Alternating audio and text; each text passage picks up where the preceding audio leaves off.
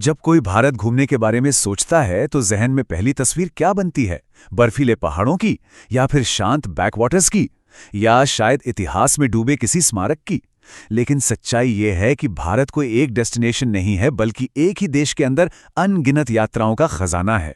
तो फिर सवाल ये उठता है कि भारत की छुट्टियों पर जाने का असली मतलब क्या है? क्या ये सबके लिए एक जैसा होता है? नहीं, बिल्कुल नहीं। इसका जवाब इस बात में छिपा है कि कोई किस तरह का यात्री है। सफर का अनुभव इस बात से तय होता है कि मन क्या खोजना चाहता है। तो चलिए साथ मिलकर उन अलग अलग दुनियाओं को देखते हैं जो भारत ने अपने अंदर समेट रखी हैं। आज हम 4 अलग अलग नजरों से भारत को देखेंगे। एक वो जो हिमालय में रोमांच खोजता है, दूसरा जो केरल में शांति ढूंढता है, तीसरा जो मेघालय की कुदरत में खो जाना चाहता है, और चौथा जो ताजमहल के सामने खड़ा होकर इतिहास को महसूस करना चाहता है। तो चलिए सबसे पहले बात करते हैं उन लोगों की जिन्हें एडवेंचर पसंद है, जिन्हें एड्रेनलिन रश चाहिए। और इसके लिए हम सीधे चलते हैं हिमाचल प्रदेश की बर्फीली चोटियों और गहरी घाटियों की ओर। अब एडवेंचर टूरिज्म की सबसे मजेदार बात यह है कि इसे जीने के 2 तरीके हैं। कोई सॉफ्ट एडवेंचरर की तरह है जो कम रिस्क के साथ खूबसूरत नज़ारों का मजा लेना चाहता है, या फिर एक हार्ड एडवेंचरर की तरह जो अपनी हदों को आजमाने के लिए पूरी तरह तैयार है। हिमाचल प्रदेश तो समझ लीजिए हर तरह के एडवेंचर करने वालों के लिए एक खेल का मैदान जैसा है। जरा सोचिए, घाटियों के ऊपर पैराग्लाइडिंग करते हुए हवा में उड़ना, माउंटेन बाइक पर तेज ढलानों से नीचे उतरना, या फिर बर्फीली चट्टानों पर चढ़ाई करना। यहां हर किसी के लिए कुछ ना कुछ है, बस सही फिटनेस और जज्बे की जरूरत है। और हां, ये सिर्फ कहने की बात नहीं है। ये इलाका इतना मशहूर है कि 2015 में भारत का पहला पैराग्लाइडिंग वर्ल्ड कप हिमाचल के बीरबिलिंग में ही हुआ था। ये इस बात का पक्का सबूत है कि रोमांच के लिए ये एक वर्ल्ड क्लास जगह है। अच्छा, अब थोड़ा गियर बदलते हैं। ऊंचे पहाड़ों के उस रोमांच से निकलकर अब हम चलते हैं केरल के शांत ठहरे हुए बैकवाटर्स की ओर। एक ऐसी जगह जहां ऐसा लगता है मानो वक्त ठहर सा गया हो।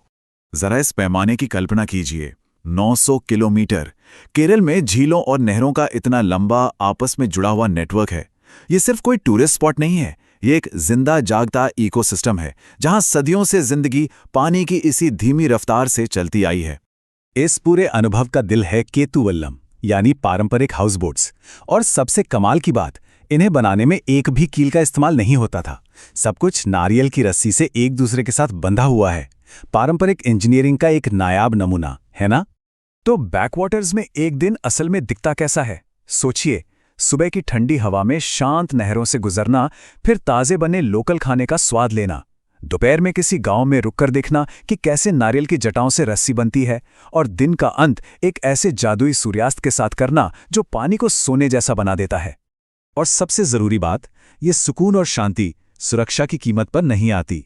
अच्छे ऑपरेटर्स ये पक्का करते हैं कि हर बोट में लाइफ जैकेट्स से लेकर जीपीएस ट्रैकिंग तक सुरक्षा का पूरा इंतजाम हो। तो इस जादू का अनुभव पूरी तरह से बेफिक्र होकर किया जा सकता है। अब हम भारत के एक ऐसे कोने में चलते हैं जो सचमुच जादू जैसा है, रहस्य और कुदरती खूबसूरती से भरा हुआ। चलिए मेघालय के धुंधले पहाड़ों और हरे भरे जंगलों की दुनिया में चलते हैं। मेघालय नाम का मतलब ही है बादलों का घर, और यकीन मानिए ये नाम इसे बिल्कुल सही बयां करता है। ये एक ऐसी जगह है जहां धुंध में लिपटी पहाड़ियां हरी भरी घाटियों से ऊपर उठती हैं और झरने घने जंगलों में गुम हो जाते हैं। ये जगह खोज करने वालों के लिए किसी जन्नत से कम नहीं है। जरा सोचिए, ऐसे पुल जो इंसानों ने नहीं बल्कि पेड़ों की जड़ों ने मिलकर बनाए हैं। एक ऐसी नदी जिसका पानी इतना साफ है कि नावें हवा में तैरती हुई लगती हैं। और हां, भारत का सबसे ऊंचा झरना भी यहीं है। ये जगह वाकई बेमिसाल है। मेघालय में प्रकृति सिर्फ देखने की चीज नहीं है, वो वहां के खासी लोगों की संस्कृति का, उनकी जिंदगी का एक अहम हिस्सा है। उनके पवित्र जंगल इसका सबसे बड़ा सबूत है, जहां प्रकृति और आध्यात्मिकता सदियों से एक दूसरे से जुड़े हुए हैं। हमारी आखिरी मंजिल हमें वक्त में पीछे ले जाती है, एक ऐसी इमारत की तरफ जो प्यार, जुदाई और बेमिसाल कारीगरी का प्रतीक है। हम बात कर रहे हैं दुनिया के सबसे जाने माने ढांचों में से एक, ताजमहल की। ताजमहल की कहानी असल में एक मोहब्बत की दास्तां है। ये सम्राट शाहजहां का अपनी बेगम मुमताज महल के लिए प्यार है। जब मुमताज महल नहीं रहीं तो गहरे दुख में डूबे सम्राट ने एक ऐसा मकबरा बनाने का फैसला किया जो जमीन पर जन्नत की एक झलक हो। शाहजहां के दुख की गहराई का अंदाजा बस इस एक बात से लगाया जा सकता है जो उस जमाने के एक इतिहासकार ने लिखी थी। उन्होंने लिखा कि सम्राट की दाढ़ी, जिसमें कुछ ही सफेद बाल थे, गम के मारे रातों रात सफेद हो गई। ताजमहल की बनावट वो सिर्फ पत्थर नहीं है, वो एक खुली किताब है जिसमें हर चीज का एक मतलब है। लाल बलुआ पत्थर जो शाही और योद्धा वर्ग से जुड़ा था, उसे बाहरी इमारतों के लिए इस्तेमाल किया गया, लेकिन सफेद संगमरमर जिसे पवित्र माना जाता था, उसे सिर्फ मुख्य मकबरे के लिए सहेज कर रखा गया। मकबरे तक जाने वाला वो खूबसूरत बाग चार बाग कहलाता है। ये एक फारसी कॉन्सेप्ट है जो जन्नत के बाग को दिखाता है। इसमें बनी चार नहरें कुरान में बताई गई पानी, दूध, शराब और शहद की चार नदियों का प्रतीक हैं। यह मुख्य इमारत तक पहुंचने से पहले एक रूहानी सुकून का एहसास कराता है।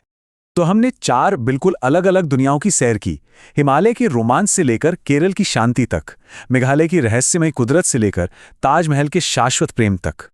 और ये हमें वापस हमारे पहले सवाल पर ले आता है, जब भारत बुलाता है तो वो किस यात्रा के लिए बुला रहा होता है? क्या ये रोमांच की पुकार है, शांति की फुसफुसाहट है, खोज का बुलावा है, या इतिहास की गूंज है?